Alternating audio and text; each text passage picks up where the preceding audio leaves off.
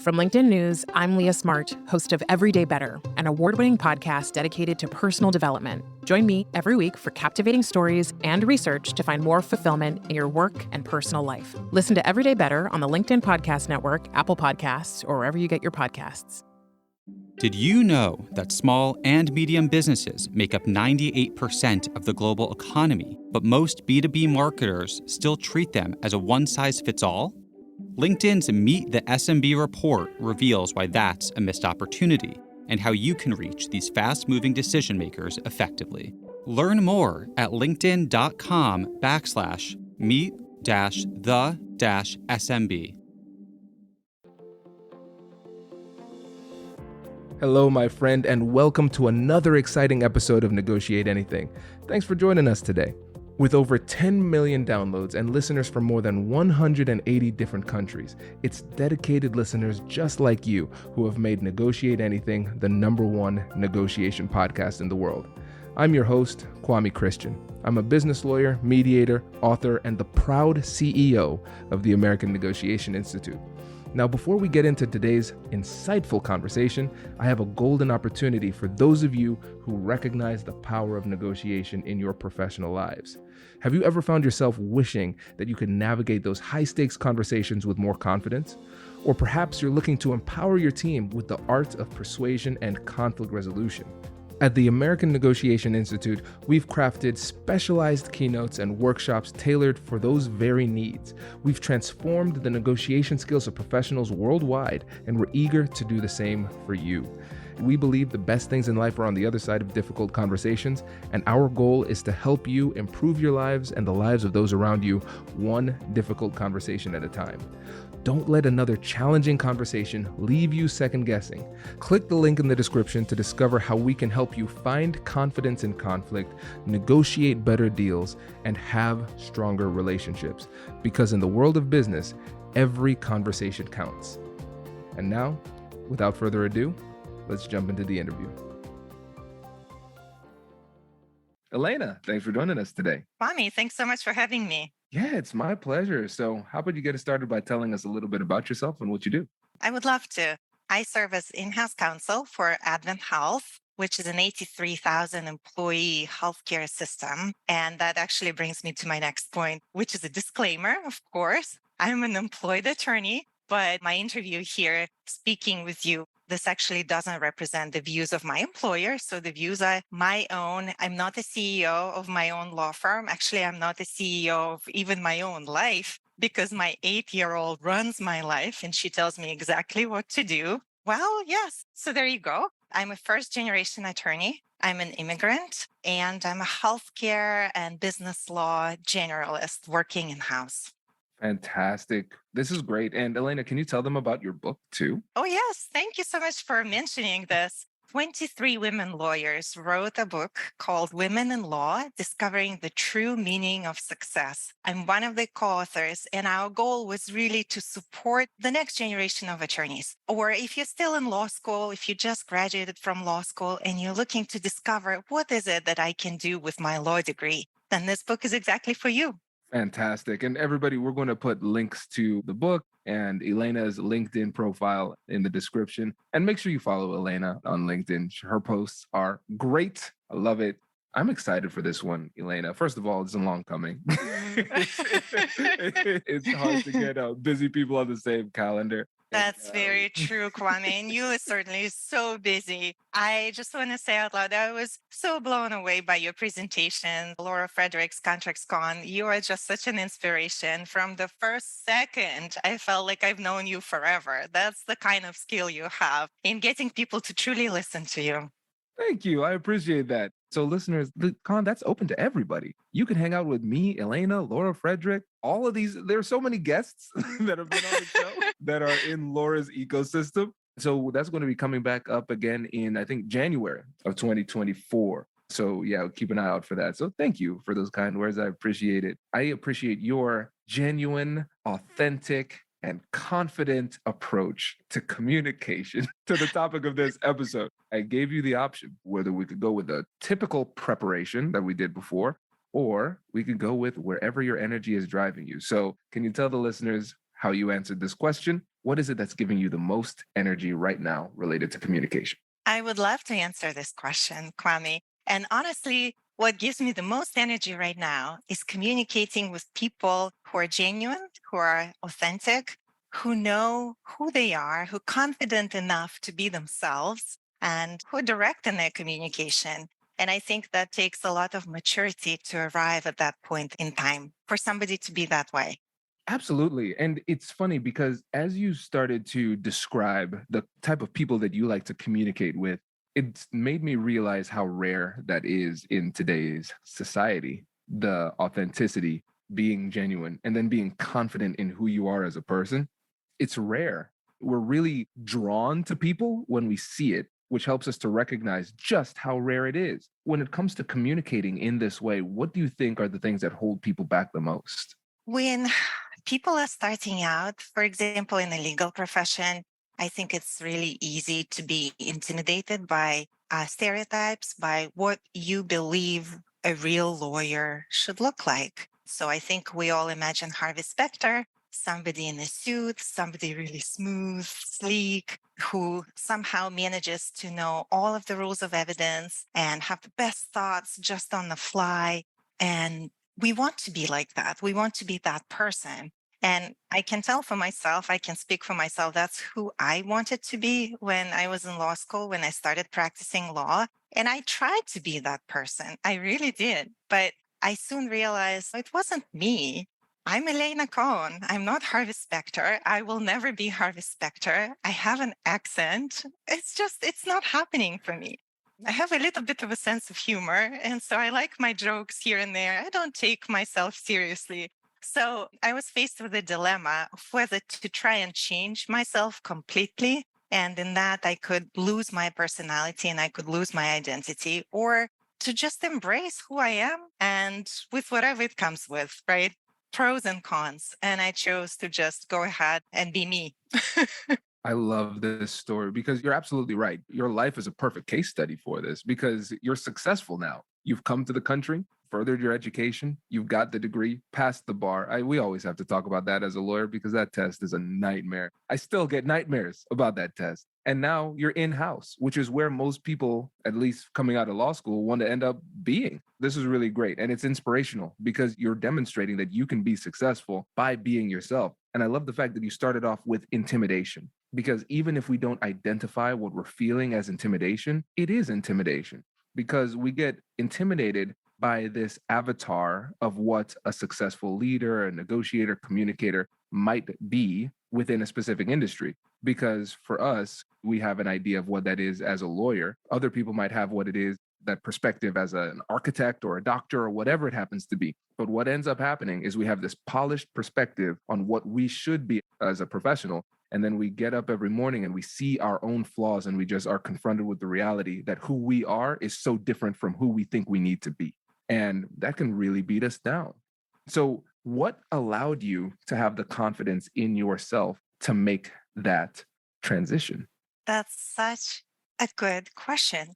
And I thought about it. As you were asking me that question, I actually remember a moment in time, which is I called my physician to make an appointment. And the front desk person who answered the phone call, she heard me and she said immediately, without me even telling her who I was, she said, "Oh, Elena, how are you? How's your day going?" I felt like a celebrity. I paused for a second thinking, how did she know it was me calling? It was my accent. It was the unique way that I speak that it made her put two and two together and immediately recognize it was me calling. It was a moment in time that made me pause. It's like, oh, it was a positive interaction. And she wanted to talk to me, not to anybody else. She recognized it was me. So maybe there is something about my accent, about the way that I am, that I could embrace moving forward. That was a while back now, but that's the moment in time that I wanted to share with you. I appreciate that because probably in that moment, that day, you might not have appreciated what that would mean to you. But now we can look back and we can see that from the outside looking in, it might have seemed like a really trivial interaction, but it was really formative for you. That's true. It really was. That's incredible. And it's almost like it gave you permission to be you. That's right. That's exactly true. That's so cool. I think that's one of the most empowering things that I've come across in my career too, because you will find this very interesting. When it came to the podcast, when it came to the posts that I would make on LinkedIn and the presentations that I did, so I got some feedback from my friends. They said the content is good, but it's not you on stage. It's not you. Your presentations and your posts and the podcast, it sounds boring. And you're not a boring person. I realized I was trying to act like a lawyer. It wasn't enough for me to be a lawyer. I was trying to act like a lawyer, sound like a lawyer, and look like a lawyer. And I wasn't being me. So I had to come to this point where I said, all right, I want to be so authentic with who I am professionally and personally that it will naturally attract people who like me and repel people who don't. And I'm completely okay with that. And that's what was really the turning point for me in my career. That's such a good point, and it's perfect because you're super genuine, super authentic. I feel like I've known you for ages, even though I haven't, right? So I think it's definitely working for you. And it's a huge realization on your part as well that some people are not attracted to who you are as a person. That's okay. It's fine. You don't want to be liked by everybody. That was one of the lessons my mom imparted upon me, I think when I was 6 or 7. She told me, you're not a dollar bill to be loved by everybody. I was like, oh, wow. That's so good. Oh my goodness. Some of my mom's wisdom in this podcast as well, Yes. listeners. That is great. And this is a great segue to one of the key tenets to your approach, which is not sweating the small stuff. Because, like you said, not everybody's going to like you, and that's okay. It's literally impossible for everybody to like you all the time. And for us to be effective in negotiations and difficult conversations, we have to be able to keep our cool. And if we're constantly taking things personally, then even if we have the right strategies or skills, we're not going to be able to put it into practice because we're so emotional because we're taking things personally. So for you and your experience, when it comes to not sweating the small stuff, what is it that you to a point where you were able to actually put that into practice? Law is serious.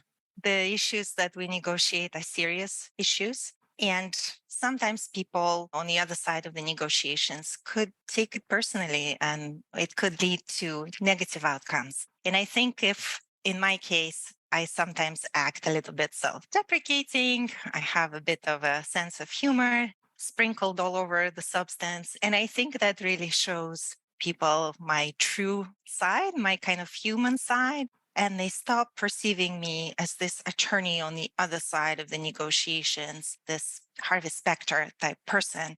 But instead, this is Elena, right? Just another human on the other side of the transaction trying to make this deal happen. It really helps, I feel like. And then the other person shows their human side too. And it's us, two humans talking, trying to make the deal happen, the best deal for both of our clients. Hello, my friends. Before we get back to today's episode, I want to ask you a question.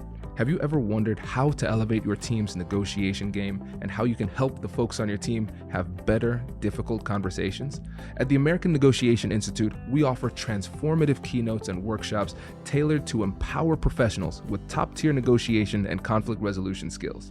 Whether it's a keynote for your next event or hands-on training for your team, we've got you covered. Don't just negotiate. Master the art with the American Negotiation Institute. Click the link in the description to find out more. Elevate, negotiate, and succeed. Small and medium businesses don't have time to waste, and neither do marketers trying to reach them. On LinkedIn, more SMB decision makers are actively looking for new solutions to help them grow, whether it's software or financial services. Our Meet the SMB report breaks down how these businesses buy and what really influences their choices. Learn more at linkedin.com/meet-the-SMB. That's linkedin.com/meet-the-SMB. This is such a really important point because, again, like you said, law is serious. The business world is serious. These conversations, we wouldn't call them difficult if we were talking about who gets the last marshmallow. Actually, that could be serious. It could be. Kwame, that could be really serious business. That's not a good example right there. That is a horrible example. Marshmallows are very serious. Who gets the third marshmallow in a full bag? Now that's trivial. There we go. We have to recognize that these are the serious conversations. But when it comes to just our approach to this, it makes it a lot easier if we can think about it as we are just two people coming together to see if we can make the situation better. That's it. And something that was subtle in what you said that I don't want the listeners to miss is the fact that when it comes to these tough conversations, sometimes you have to show your humanity first. That requires a little bit of vulnerability because the other person might be coming in and doing their lawyer impression, looking all tough and mad and everything like that. And it really takes strong, confident person to be willing to be self-deprecating, to throw in a little bit of humor, to laugh, to share a little struggle that they might have had. And you're right. A lot of times when you show the fact that you are leading with your humanity, it gives the other person the license to do the same. I absolutely agree. And the opposite could be true as well. When somebody is starting off with their credentials or how impressive they are, how long they've been doing this, and the list could go on and on, honestly, for 5 minutes. I've been in situations like that where a person would recite their credentials for 5 minutes.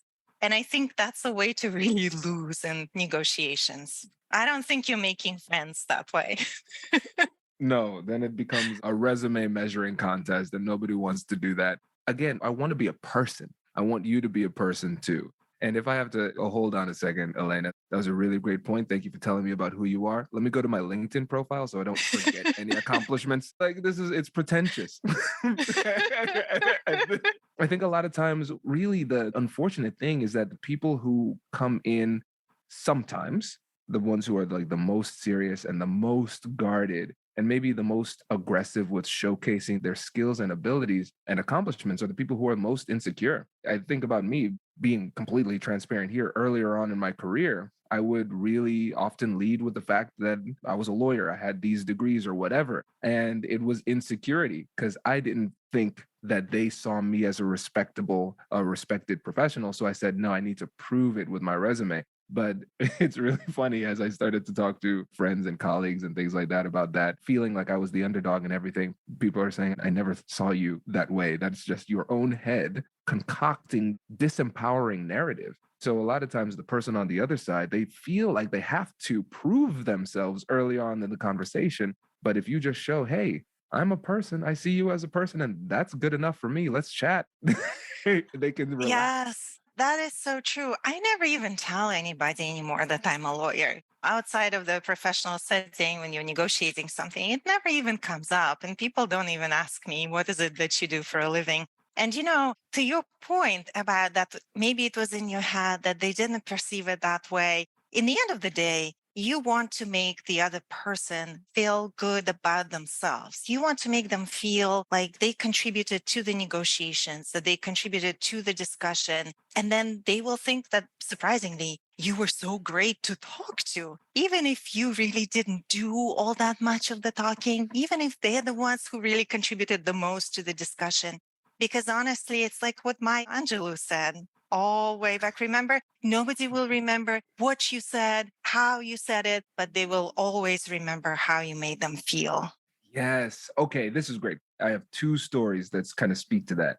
I remember at the time I didn't take this as a compliment at first, or I wasn't really sure how to take it, but now I realize it was a major compliment. I was doing a mediation. After we'd finished up the mediation, the person said, so tell me, Kwame, what do you do? And I said, I'm a lawyer. They looked a little skeptical. They're like, wait, you're a lawyer? You don't seem like a lawyer. And I was like, excuse me, what does that mean?